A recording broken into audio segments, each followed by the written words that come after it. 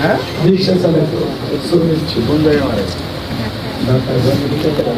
আচ্ছা, তো আপনারা বাচ্চাটা শহীদ বাবুর পক্ষে তার স্ত্রী আমরা ওর মানুষকে আল্লাহ আল্লাহ কবুল করে যোগাযোগ রাখবেন সবসময় আমাদের হকবল্লা পাইতেছে নাই মাও নাই মা নাই জি বোনের প্রতি খেয়াল রাখবেন। বোনের প্রতি ঠিক আছে, তোমার বোন আর তুমি দুজনে মিলিয়ে রণিত বিশ্বাসের পক্ষে গ্রহণ করছে তার ভাই বিপ্লব বিশ্বাস এবং তার চাচা দীপক বিশ্বাস। জি